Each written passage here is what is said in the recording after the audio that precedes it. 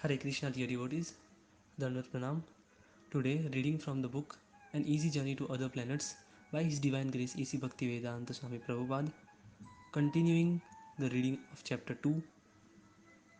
Those who are Krishna conscious, however, transcend this material life of birth, death, disease, and old age. Spiritual life means release from this botheration and miseries. Those who are intelligent, therefore, do not try to elevate themselves to any planet of this material world. Men are trying to reach the moon, and although it is very difficult to gain entrance to that planet, if we do gain entrance, the period of our lives will be enhanced. Of course, that does not apply to life in this body. If we were to enter the moon with this body, instant death would be certain. When one enters into a planetary system, he must have a suitable body for that planet. Every planet is inhabited by living entities with bodies suitable for that planet. For instance, we can enter the water in this body, but we cannot live there. We may stay there for 15 to 16 hours or maybe 24 hours, but that's all. Aquatic animals, however, have particular bodies suitable for living their whole lives in water. Similarly, if one takes a fish out of water and puts it on the land, it will die instantly. As we understand that even on this planet, there are different kinds of bodies for living in particular places. So, similarly, if we want to enter another planet, we have to prepare ourselves to get a suitable body. If one transfers himself and his soul transmigrates to the moon by this yogic process, he gets a long duration of life. On the higher planets, 6 of our months equals 1 day. Thus, the beings there live for 10,000 years. That is the description in the Vedic literature. So, undoubtedly, one can get a very long duration of life, but still, there is death. After 10,000 or 20,000 years, or even after millions of years, death comes. Actually, we are not subject to death. That is affirmed in the beginning of Bhagavad Gita. Na hayante hanyamane sarire. We are spirit souls, and therefore we are all eternal. Why then should we subject ourselves to death and birth? It is intelligent to think in this way. Those who are Krishna conscious are very intelligent because they are not interested in getting promotion to any planet where there is death, despite a long duration of life there. Rather, they want to get a body like gods. Ishvara Parama Krishna Satchitananda Vigraha. God's body is Satchitananda. Sat means eternal and Chit means full of knowledge. Anand means full of pleasure, as stated in our pamphlet Krishna, the reservoir of pleasure. If we transfer ourselves to the spiritual world, to Krishna's planet, or to any other spiritual planet, then we will get a body similar to God's. Satchitananda, eternal, full of knowledge and full of bliss. So those who try to be Krishna conscious have a different aim of life than those who are trying to promote themselves to the better planets in this material world. Lord Krishna says, Vruddhi Adhyatmana Paramam Asthito Yoga Dharanam.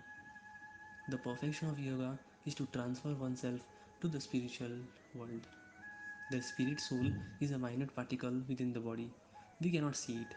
One practices the yoga system to raise the soul to the topmost part of head. This practice goes on while one is living, and the perfection is reached when one can place himself on the top of the head and then break through. Then he can transfer himself to whatever higher planets he likes. This is the perfection of a yogi. If the yogi is inquisitive to see the moon, he can say, Ah, let me see what the moon is like. Then I shall transfer myself to higher planets. Just like travelers who go to Europe, California, Canada, or other countries on Earth, one can transfer oneself to many planets by this yoga system. But anywhere he goes, he finds visa systems and custom systems. To go to other planets, one must be qualified. Krishna conscious persons are not interested in any of the temporary planet, even if it offers a long duration of life. If the yogi at the time of death can pronounce Om, the concise form of transcendental vibration, and at the same time Mama Anusmaran, remember Krishna's Vishnu, he will attain perfection. The perfection of the entire yoga system is to concentrate the mind on Vishnu. Impersonalists imagine that they see the form of Vishnu or the Lord, but those who are personalists do not imagine this. They actually see the form of Supreme Lord. Either way, if one concentrates his mind through imagination or if one actually sees, one has to concentrate his mind on Vishnu form. Mama means unto the Supreme Lord Vishnu.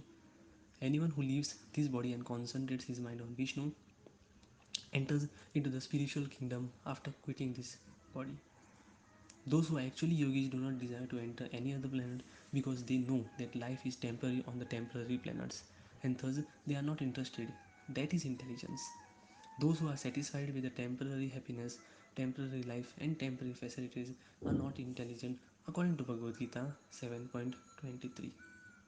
Antavat tu phalam tisam tadbhavati alphamedasam. One whose brain substance is very meager is interested in temporary things. That is a version of Srimad Bhagavad Gita. I am eternal. So, why should I be interested in non permanent things?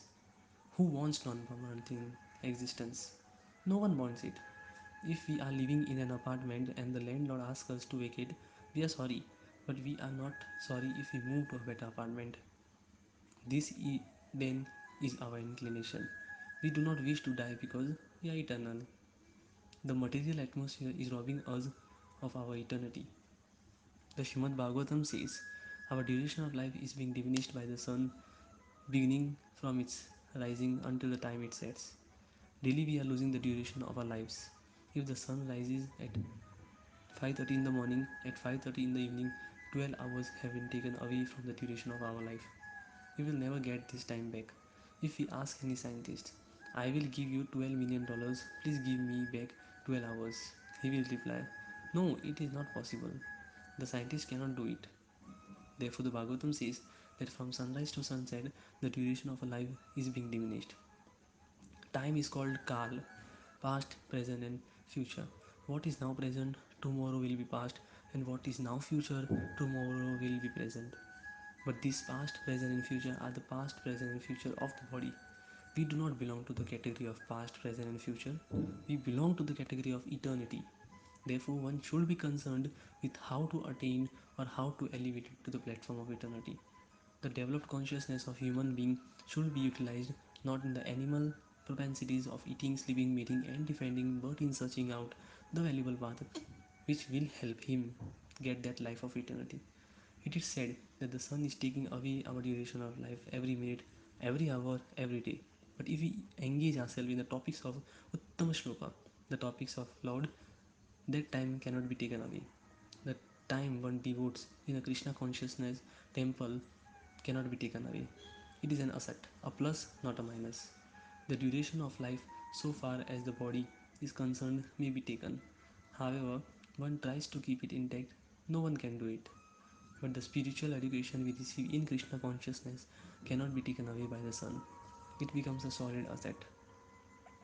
Chanting Hare Krishna, Krishna Krishna Hare Hare, Hare Ram, Ram Ram Hare Hare is a very easy thing to do. Time spent chanting cannot be taken away like time pertaining to the body.